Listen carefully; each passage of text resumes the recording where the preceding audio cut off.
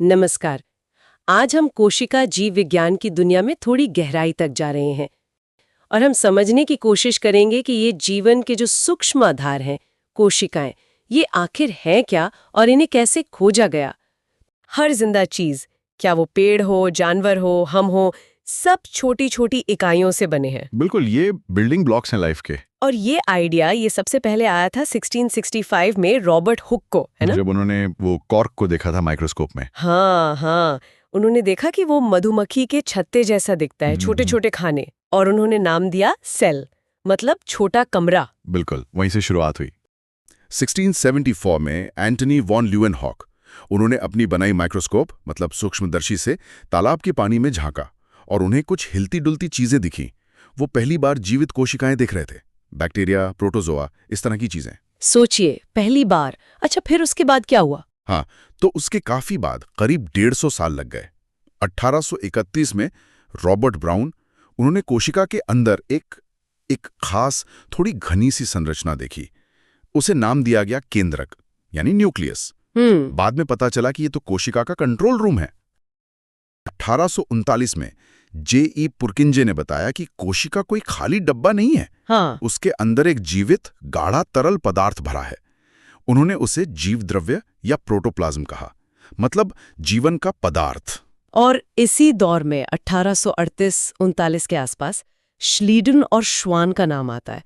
उन्होंने कोशिका सिद्धांत दिया। ये इतना बड़ा कदम क्यों माना जाता है?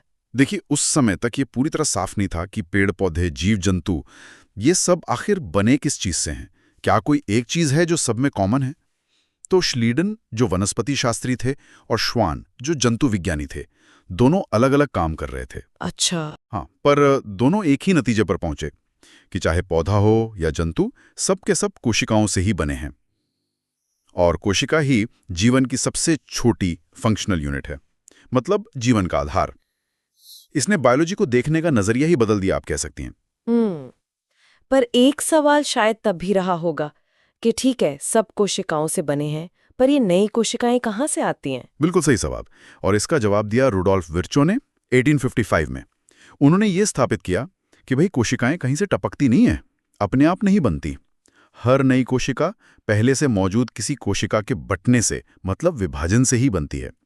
उनका एक बहुत फेमस कोट है, ओमनिस सेलुला इस सेल्यूला। ओमनिस सेल्यूला ए सेल्यूला, मतलब हर कोशिका एक कोशिका से। एकदम सही। तो अगर हम कोशिका सिद्धांत को समेटे तो इसके 3 मुख्य बिंदु हो गए। हाँ, मोटे तौर पर 3 बातें हैं। 1, सभी जीव कोशिकाओं से बने हैं। 2, कोशिका ही जीवन की संरचनात्मक और कार्यात्मक इकाई है, मतलब ढांचा भी वही है और काम भी वही करती है। और 3, सभी नई कोशिकाएं पुरानी कोशिकाओं से ही पैदा होती हैं। ठीक है, ये सिद्धांत तो बहुत व्यापक लगता है। क्या ये हर तरह के जीव पर लागू होता है, छोटे से छोटे भी?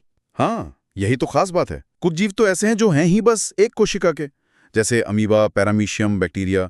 उनका पूरा जीवन, सारे काम उसी एक अकेली कोशिका में चलते हैं। इन्हें हम एक कोशिकीय कहते हैं। ओह, मतलब पूरा जीव बस एक कोशिका।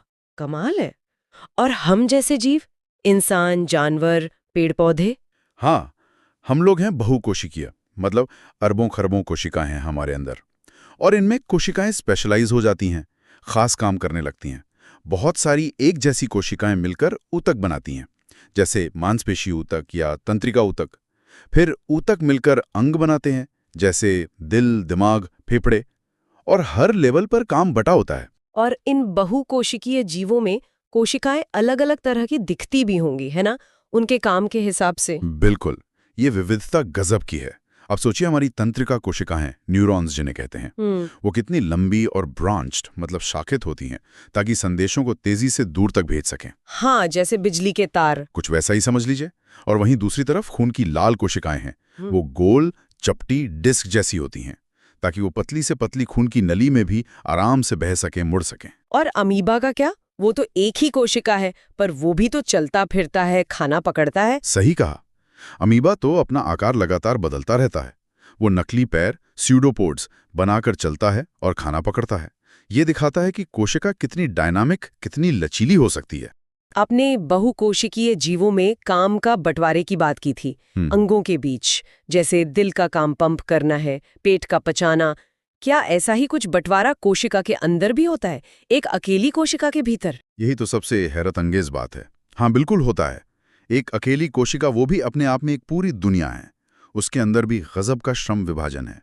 कोशिका के भीतर अलग अलग काम करने के लिए खास संरचनाएं होती हैं। छोटे छोटे अंग समझ लीजिए, इन्हें हम कोशिकांग या सेल ऑर्गेनेल कहते हैं। सेल ऑर्गेनेल जैसे? कुछ उदाहरण देंगे? जरूर। जैसे हमने केंद्रक की बात की थी, न्यूक्लियस, वो तो हो गया हेड ऑफिस, जो सब कंट्रोल करता है, जिसमें सारा जेनेटिक मटेरियल डीएनए होता है।